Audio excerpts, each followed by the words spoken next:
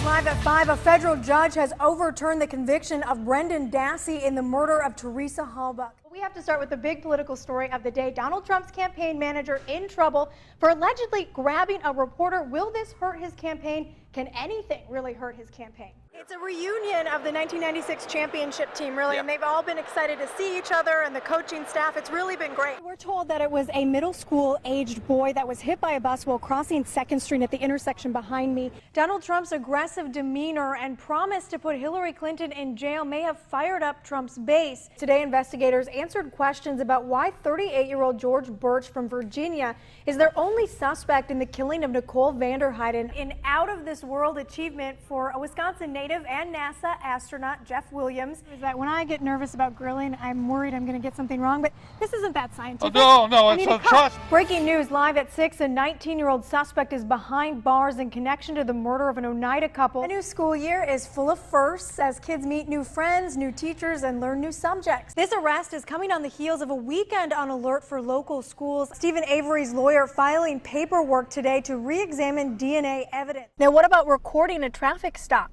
Is it legal? Green Bay Packers training camp is a touchdown for the Green Bay area. It's estimated 90,000 people will come to the area between training camp and family night, bringing in $9 million.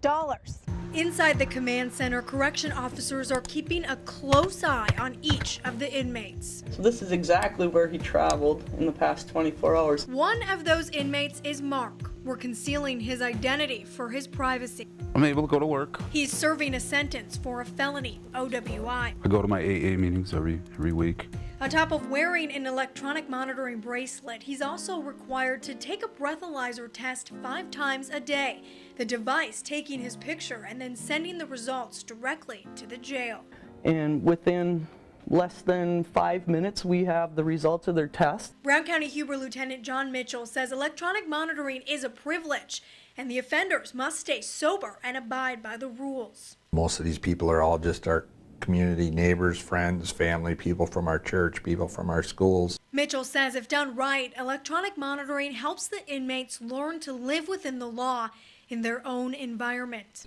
People are finally realizing we can't just put them in jail and have that be the corrective behavior.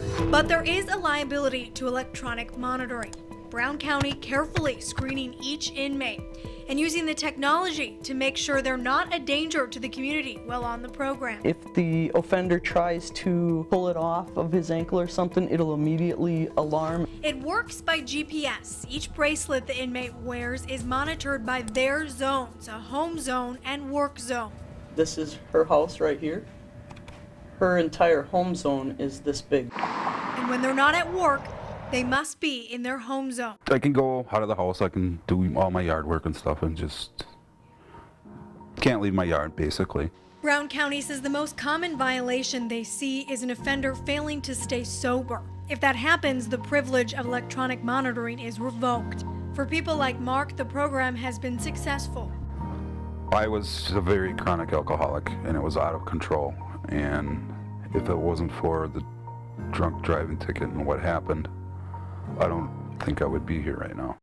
If 2's company and 3's a crowd, walking into St. Francis Xavier Elementary School will leave you seeing double. We eat our sandwiches first. Meet Nora and Vivian Erickson. You're the older twin? Yes. Patrick and William Vanderbrink. He got first. Paige and Sophie Charles. Do people ever confuse you? Is it kind of funny when that happens?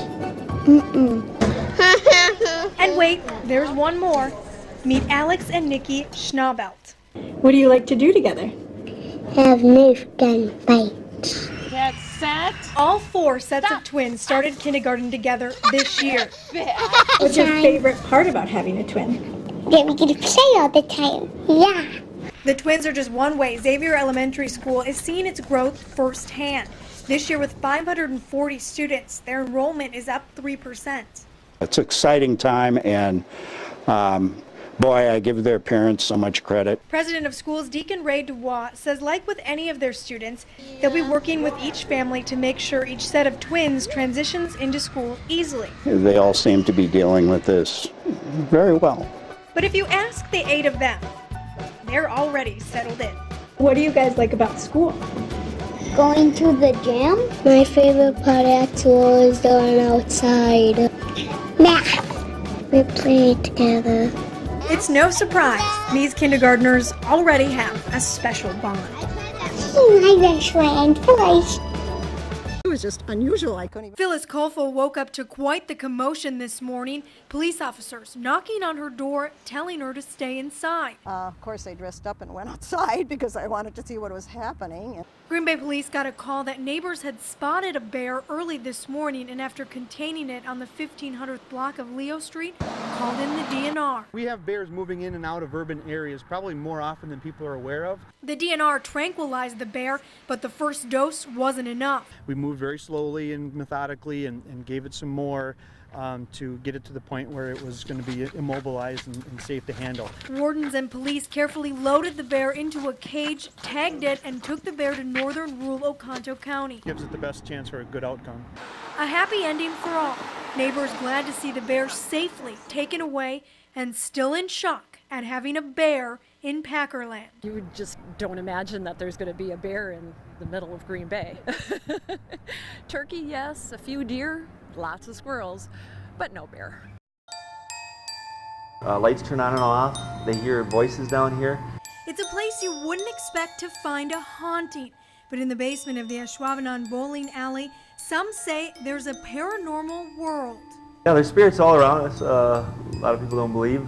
Tim Fries runs ghost tours out of Green Bay. He says the bowling alley haunting is believed to be attached to items brought in from centuries before, like the bar, originally from a monastery in Missouri. They brought some of the spirits and energies with it. They were having a wedding and a reception all in the basement here, and right when they got to the part of the ceremony where the bride was supposed to say, "I do," all the lights went out. Fascination with the paranormal is nothing new. In fact, UW Green Bay medieval historian Heidi Sherman says Halloween stems from an ancient Celtic festival to ward off ghosts. Costuming would be about tricking the malevolent spirits, like maybe this particular place is already occupied. Learning about the spirits left behind has become Fry's passion.